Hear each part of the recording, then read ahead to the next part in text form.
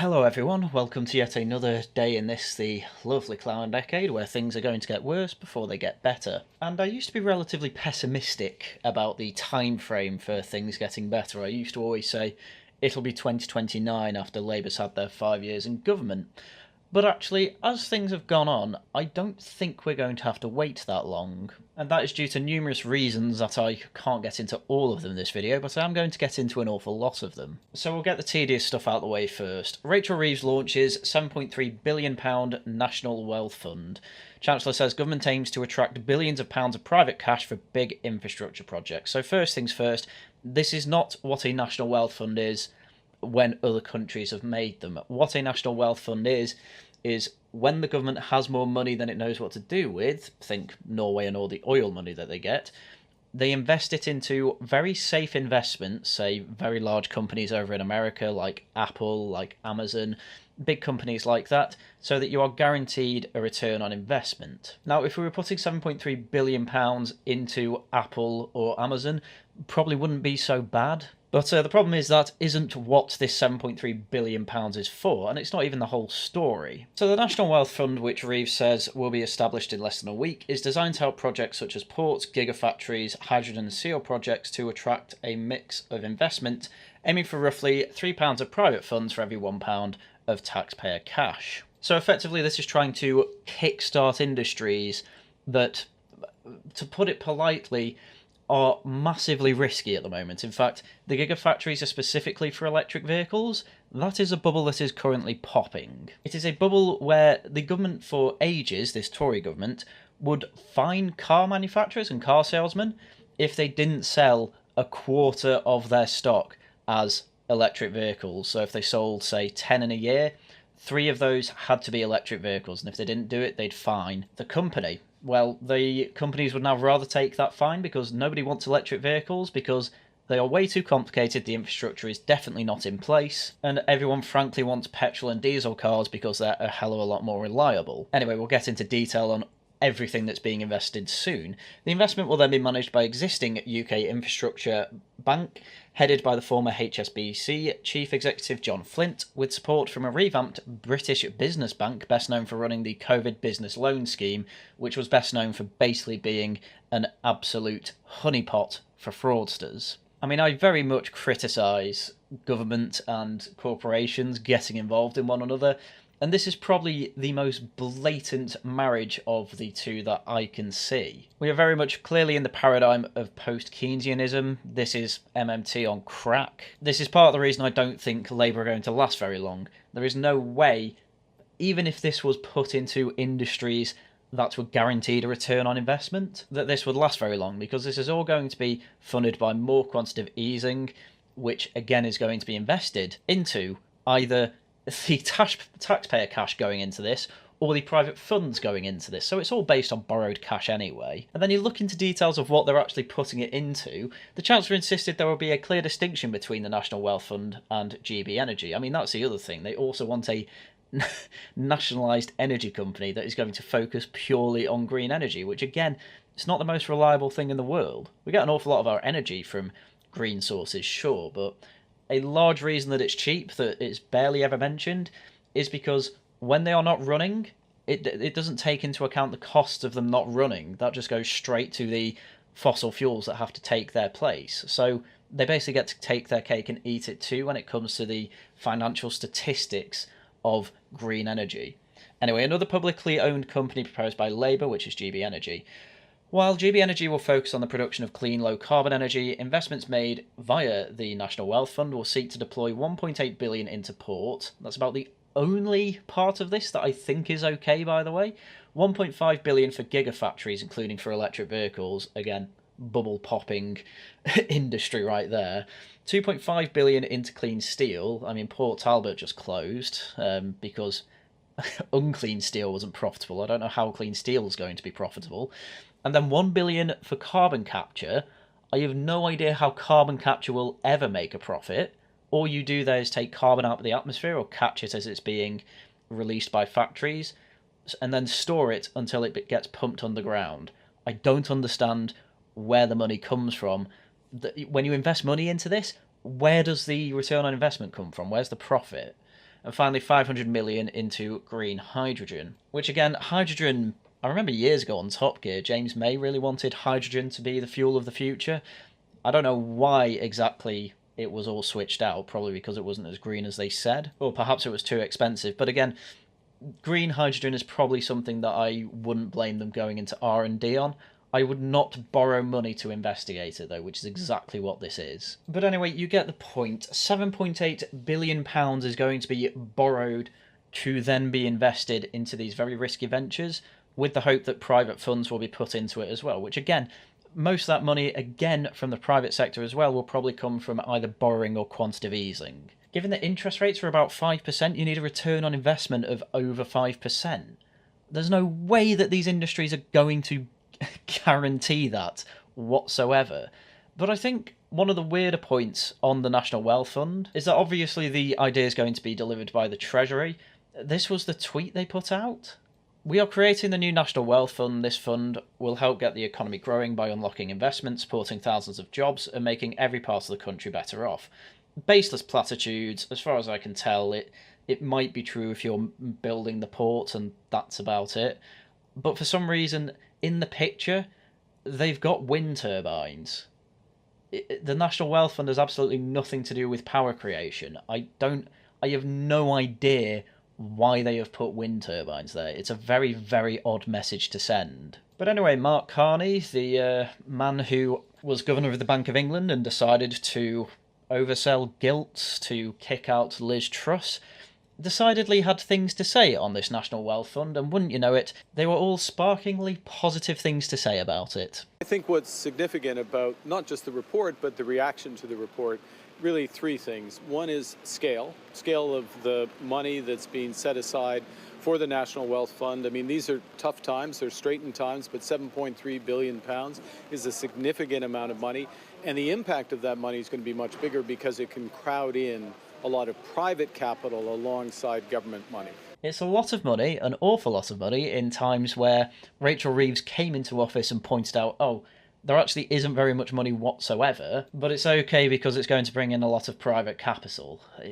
Again, a lot of that is probably going to come from quantitative easing anyway, which is just borrowed money with extra steps. I'm not being funny. If I was overseeing the finances of Britain, as the Bank of England is supposed to do, I would be a bit wary of taking out £7.5 billion to invest in some of the most risky ventures that you could probably invest in. We're going to wait and see, and I'm going to say it now. I don't think they're going to get the full private capital that they're expecting. I think at most they will see the amount invested doubled by private capital, i.e. £7 billion comes from the public sector, £7 billion comes from the private sector, and they'll get nowhere near the amount of capital they need to actually invest in these things. And so if that happens, I'd say just put it all in the ports. Just put it all in the ports. That's probably the best move. The second thing is speed. The government has reacted to the report. They just received it. They've reacted with speed and using existing organizations such as the UK Investment Bank to put this into action quickly. And it's important. We've got to get moving on the investment here in the UK, and this is going to help with that. It's quite amazing, yes. The Bank of England can work very quickly. They can work very quickly to destroy a government, or they can move very quickly to do everything they can to support a government. Bear in mind, with all the stuff to bring down Liz Truss that they did, yeah, that's true. They sold a hell of a load of gilts that upped the yield of the gilts, which made them more expensive, which made borrowing more expensive, and that's what brought down Liz Truss. But then, even after that, they still found the money to pay for the 3 of the 4 most expensive parts of the mini-budget that no one had an issue with, while kicking out Liz Truss, who wants to do a hell of a lot more things that were incredibly cheap but would have done wonders for growth, including getting rid of IR35, getting rid of taxes on higher incomes that brought in basically no money, but disincentivise people from working here. The list goes on. In short, exactly what I said has been happening is happening now yet again. Basically, the entirety of the civil service are Labour activists, and that is what we're seeing with Mark Carney here. Anyway, that's the economic situation we have so far with Labour. It sucks. I predict many a disaster coming in the future, and that's not even the end of their economic policy. Again, they have been avoiding really giving out during their campaign what their economic policy was. They kept going on about the National Wealth Fund. I imagine that was because the Tories were so incompetent that they actually allowed money to be siphoned into research on a National Wealth Fund. And obviously the civil service were in favour of that because Labour wanted it, but, let's ignore the economic reality of the situation. And obviously they're probably going to put forward GB Energy, which, again, probably won't put in as much money as they want to put in, and probably won't bring in any return on investment like they're expecting. Anyway, I will definitely be looking closely at the economic situation under Labour as time goes on. For now, I don't think this is going to last. Hence, I think they have at most 3 years. But then we look on to the cultural side of things. Era of culture wars is over, pledges new culture secretary, Lisa Nandy. Nandy says her department will prioritise celebrating British culture and less divisive vision of the UK. Right, okay, let's get into detail on this then. For too long, for too many people, the story we tell ourselves about ourselves as a nation has not reflected them, their communities, or their lives, Nandy told staff at the Department for Culture, Media and Sport. That's definitely true, I do agree. We see far too many things like horrible history saying that actually black people were in Britain this whole time, when generally it's just clearly not the case. There was the famous story of Beachy Head Lady being told by absolutely all black history professors that she was indeed black. DNA was then done on her bones. Turns out she was actually from Cyprus and not black at all. So the BBC put up a plaque saying this is the first black person discovered in Britain, and they had to remove it because it wasn't true. This is how polarisation, division and isolation thrives. In recent years, we've found multiple ways to divide ourselves from one another and lost that sense of a self-confident, outward-looking country which values its own people in every part of the UK.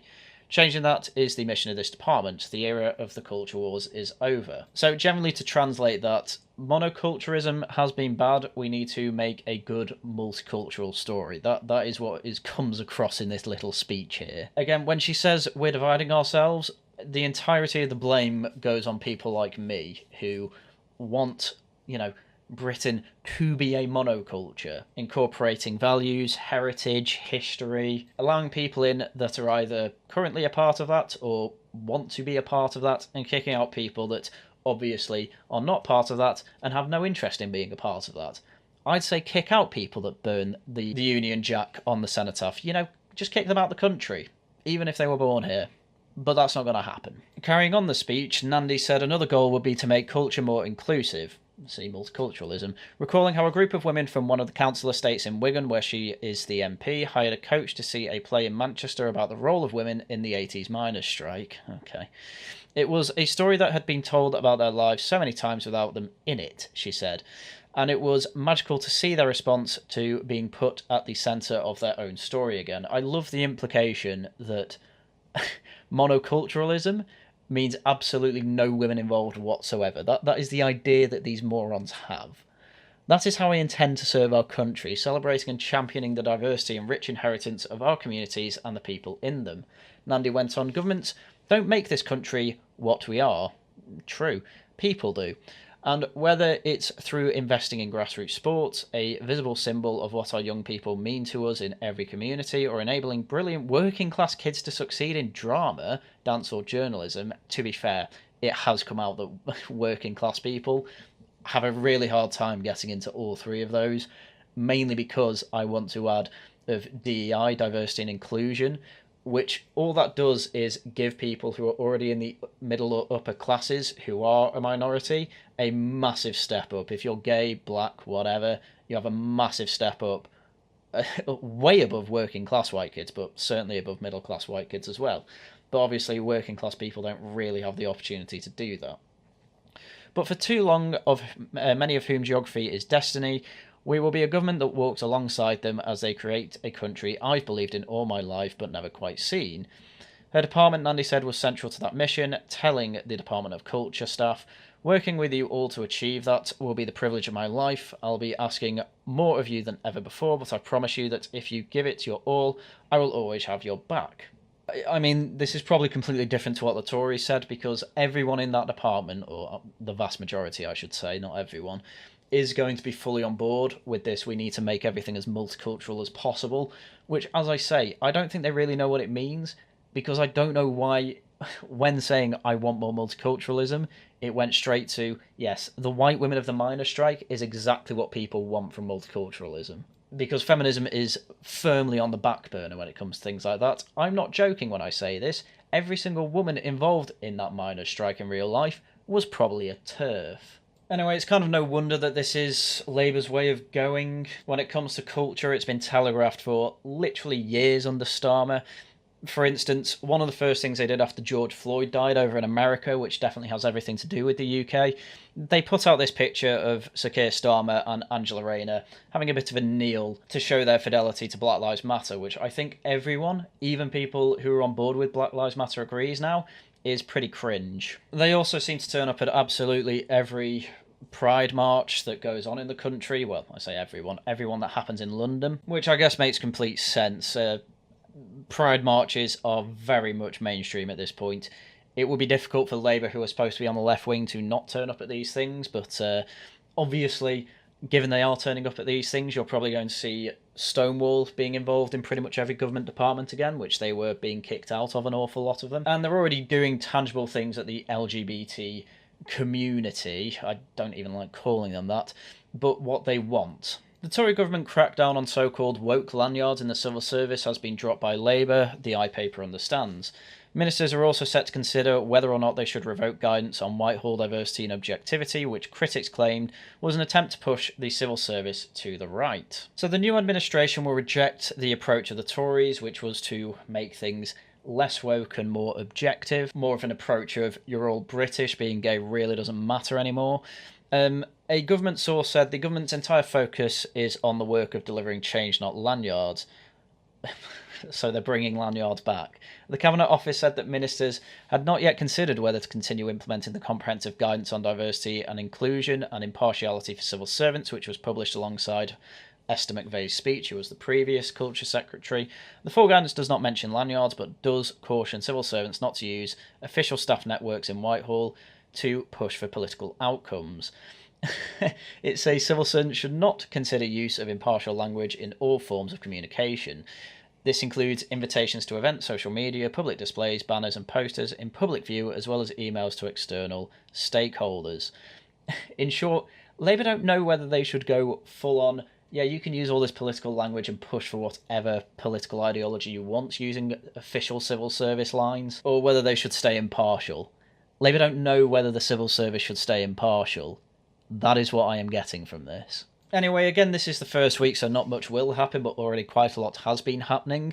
Anyway, Matt Goodwin has a guest article by Dr. Eric Kaufman that says, yes, Labour will go woke, which is not particularly surprising, but goes into a lot of detail as to why, indeed, Labour are obviously going to be more politically active in the cultural sphere, and it will be a direct push to the left. It's a good read, the link's in the description, but another point that he brings up in this article, because Kaufman has done research into this and has found that 2/3 of British voters back the anti-woke side on the wedge issues of the culture war, so the Tories should run on the anti-woke side, and obviously Reform are doing that anyway.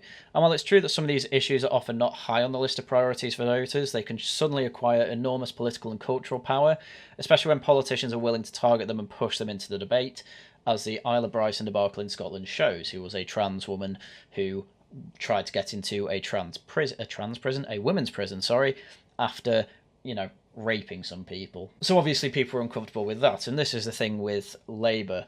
They are going to push that they are moving left on culture, and 2/3 of the electorate don't like that. It's already too left-wing even under the Tories. And even J.K. Rowling had to come out saying that the new Women's and Equalities Minister, Annalise Dodds, is again too left-wing in terms of the culture war, because as far as I'm concerned, she's never actually fully and properly described how she can define a woman. Keir Starmer sparked a row on Monday by appointing a women's minister who said that there are many definitions of a woman. J.K. Rowling, Martina Navratilova, and other feminists campaigners attacked the PM decision to appoint Annalise Dodds as the Women and Equalities Minister. In an interview on BBC Radio 4's Woman's Hour in 2022, Ms Dodds said, "There are different definitions legally around what a woman is." When asked again, she said, "I think it does depend on what the context is."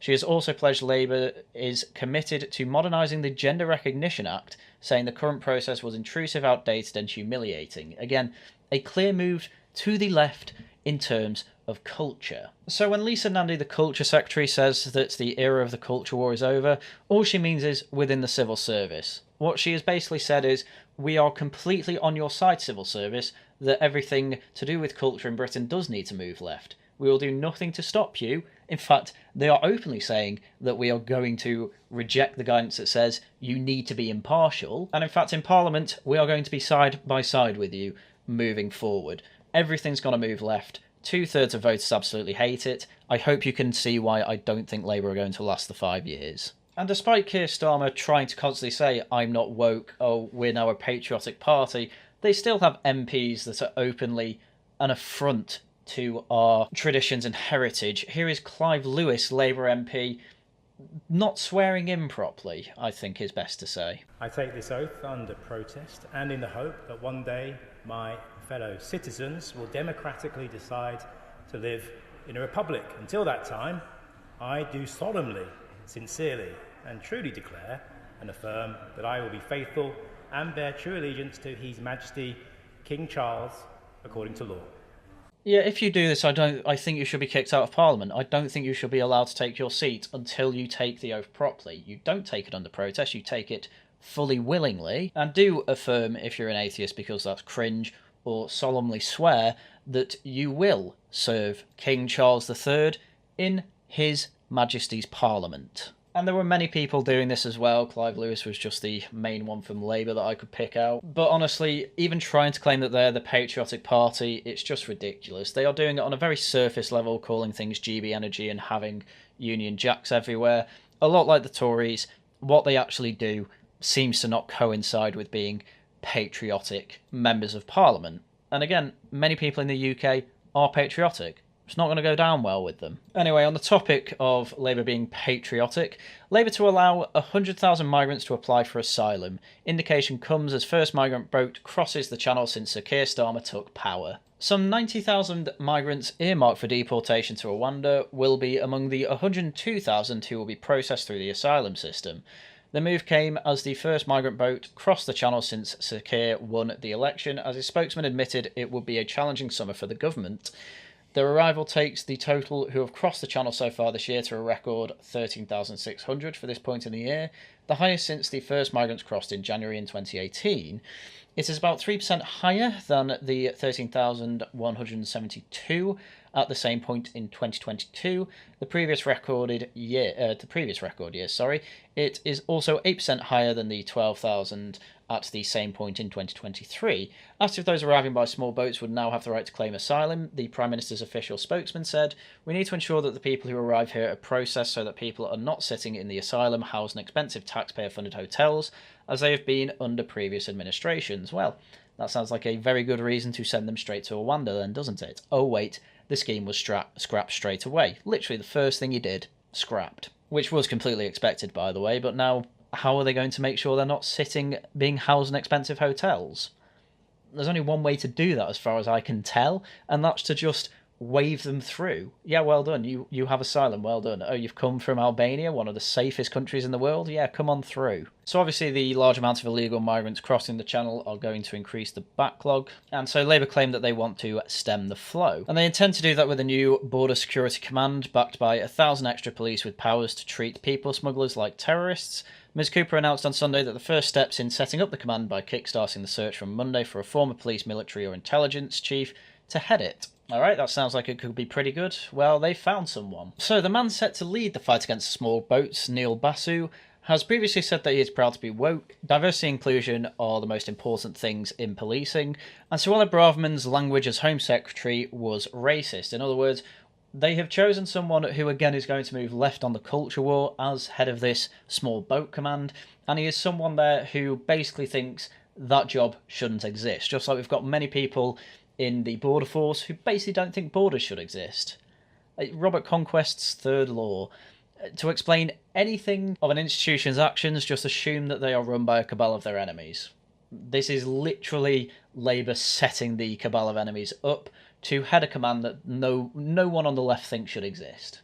So, once again, this is going to lead to disaster, this is going to lead to an early election, and hopefully Labour's utter demise. Though I'm not going to get my hopes up for that. So the migrant crossing is going to be absolutely awful. Well, are there any other parts in this first week of a Labour government that look like they're going to be a disaster? Keir Starmer could let out 40,000 inmates early to ease prison crisis. Rishi Sunak blocked early release measures in the run-up to the general election. My God, I miss him already. Leaving a successor with tough decisions to make. Shabana Mahmood, the new Justice Secretary, has been presented with a list of immediate and medium-term options to ease pressure on prisons and to ensure that the most dangerous criminals are locked up.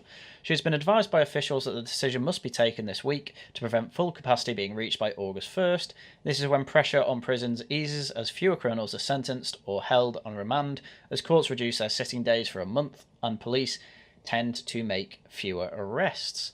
However, the Ministry of Justice source said that the demand for prison places comes roaring back immediately after the August bank holiday, and it was incumbent on the government to ensure it had implemented measures in plenty of time beforehand. We've got to have enough headroom for Tuesday after the bank holiday because you tend to have lots of pent-up demand. It's always a monster week with loads of people flowing into prisons. Officials have told Shabama, you have got a big problem. So yeah, just release the 40,000 people early, many of which don't even serve half of their sentence.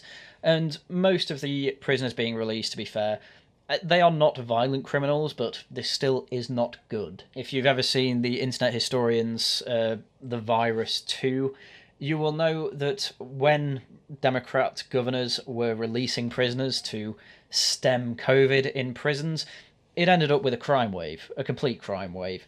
Same thing's going to happen here. Anyway, if it's not releasing criminals or fast-tracking illegal migrants through the asylum system, Labour is playing full-on apologia for literally, and I mean this, literally being intimidated and suffering from violence. Here's Jess Phillips. Like sort of men wearing masks, driving past, shouting, I won't say what they were saying, shouting stuff about Sadiq Khan's mother. And they're not ashamed. They're putting it on the internet to incite other people to do the same. I mean, this is an interview giving the less bad part of what these people were doing. Tyres were slashed for canvassers, direct threats were made. Jess Phillips even said that they were breaking electoral law via being intimidating.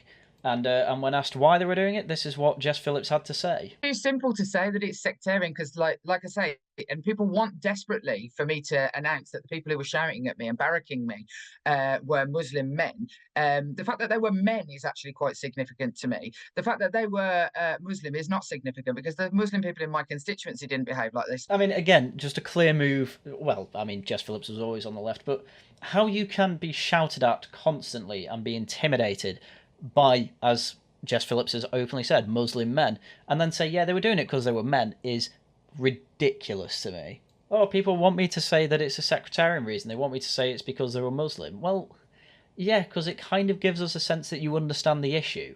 If you then just say, yeah, it's just because they were men, like that's the only reason, then it's ridiculous. Because you then instantly say there were other Muslim men not doing this. Like, nobody's point is that it's all Muslims. Well, obviously it's some people's point, but they're idiots. You can ignore them, sure. But how you can have this massive, worst election ever, she keeps calling it, worst one she's ever had, openly says it all the time. What's changed? Oh, it's because of the men. Now, I don't buy that. We've had men in this country literally forever. What has changed, Jess? The thing is, when you're sitting in Parliament, this is typically what Labour do. As soon as you're kicked out, though, let's look at what happens to John Ashworth, who lost to an independent Islamist candidate. I've never known a campaign of such vitriol, such bullying, such intimidation. Oh, interesting, Mr. Ashworth. Can you go into detail on the type of people that were doing this? That I was responsible for genocide, that I had the blood of Gazan children on my hands. This was his campaign. I had his supporters bullying and intimidating myself and my key supporters. So these people that supported an Islamist independent candidate were intimidating you and bullying you and harassing you. Wow. I wonder, is that because they were men by any chance? Shawkat was elected by a diverse coalition of voters in Leicester South. He's focused on delivering for his constituents and will not be distracted by sour grapes from a beaten rival whose divisive politics were resoundingly rejected at the ballot. It's all code. It's all code. Whoever's his PR man, the Islamist independent who managed to get into Parliament. But anyway, when we go into actual detail on Ashworth's issues with this whole thing. I mean, how's he going to deal with it? We've got to speak up against this intimidation. It wasn't just me. You saw brilliant women like Shabana Mahmood, Jess Phillips, intimidated and barracked. They stood up to the bullies. Amazing. Even when you are, again, intimidated to the point where you're no longer in Parliament anyway, and you are intimidated and you do have harassment coming at you from a particular cohort of society, you can't say who it is. Oh, they're just bullies.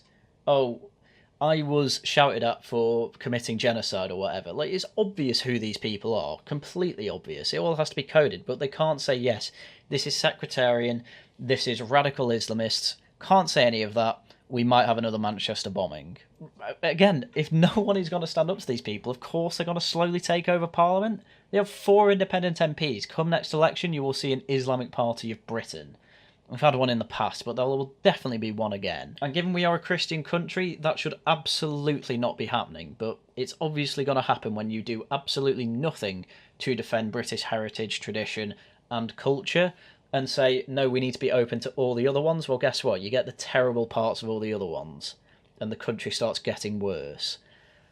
Unbelievable. People are not going to stand for this for 3 years. It's not going to happen. I mean, these are all the negative things that I have to say about Keir Starmer and his Labour Party. I mean, what's going on in Normieverse? Well, there seems to be quite a strange habit from journalists who are older women basically saying that Keir Starmer's really sexy. I'm not going to read these beyond the headlines, but the fact there are 2 of these is nuts to me. Caitlin Moran, Keir Starmer has turbocharged my arousal levels, I feel fruity. My friend didn't say why she had to excuse herself from our group chat about the new cabinet, but we knew. I mean, I'm not being funny, but if Liz Truss was actually sexy and this was being put out there by male journalists, Caitlin Moran would be screaming bloody murder. And she wasn't the only one, by the way. In The Spectator from Zoe Strimpel, the Starmers are sexy. Why is it that Tory and Labour politicians look so different?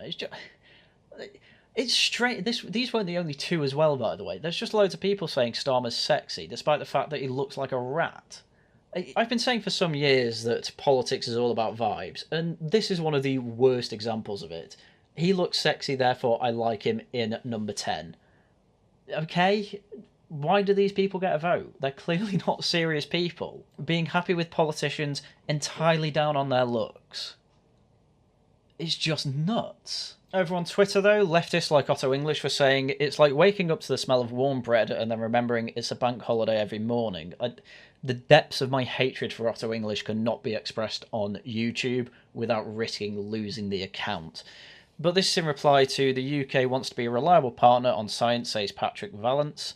New Labour government seeks to rebuild global reputation after damage done by Brexit. Now, I have no problem with the scientific community getting on board and having good relations with the world. I mean, it already had good relations with the world. Brexit didn't really seem to damage that at all, but it's amazing that Otto English will say something like this about a man who has been put in the position in the cabinet due to being a lord. He wasn't elected, and these people were all having a go at David Cameron being put in the cabinet. But not only that, this was a man who thought that lockdowns didn't go far enough, wanted even more lockdowns, despite the fact that at first he was all on the herd immunity side of things, then said, no, that was Boris Johnson's idea, we actually want the hardest lockdowns possible.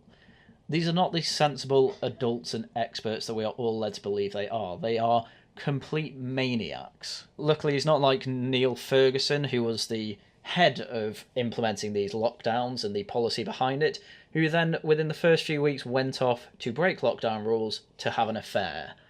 Luckily, he's not that type of man, but I would be sure that he was the type of man who said, oh, Neil Ferguson, yeah, he's great, despite the fact he broke his own rules. Again, I want to make it clear, we do not have these sensible adults in the room, but they're not the Tories, therefore they're the sensible adults in the room. That's as far as this analysis goes from Otto English, and he's of course not the only one, because there are also memes like this going about, the Keir Starmer apology form, for people on the centre and the left, basically saying, so Keir Starmer's just another socialist, he'll be terrible in power. This, by the way, is in reply to that HM Treasury tweet, which, by the way, one, again, nothing to do with wind power, to the National Wealth Fund is indeed balmy, so I will not be signing this Sir Keir Starmer apology form, but this is the type of meme going about. See, Sir Keir Starmer's perfectly normal.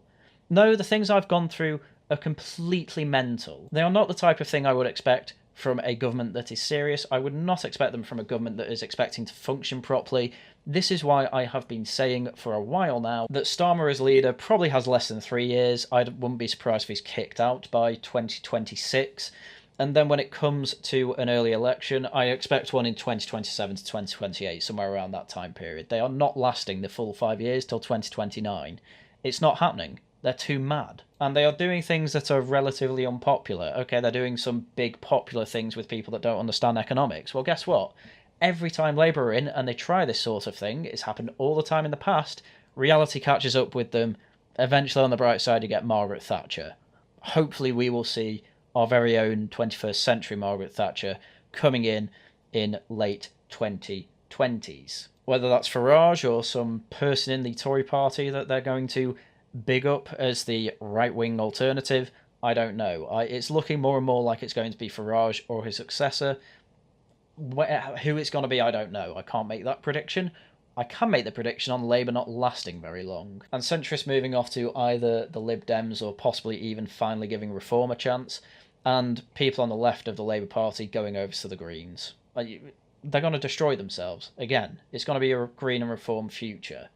And how that's going to work out, I'm not entirely sure, but I guess we'll have to see. Right, well, with that, it's shilling time. Become a member, subscribe, do all that good stuff. In terms of live streams, it will be Tosh next Tuesday. I think we are doing our best to try and rig the vote on the Worcester Club Discord server so that we talk about something that's not related to politics because we all want to die. But most important, shilling, is that on Friday evening at 9 p.m, this channel is being taken over by my lovely girlfriend because she wants to raise money to save some hedgehogs. Of course, I will be on that co-hosting, and we will have a number of guests on to read through some funny animal stories and go through some funny Reddit posts. Yes, believe it or not, there are some funny Reddit posts. Just give it a look or just come in to give some money. It will be much appreciated. So look forward to that at 9 p.m. on Friday evening. See you there. And with that, that's everything I had for you today. So once again, thank you very much for watching. And until next time, goodbye.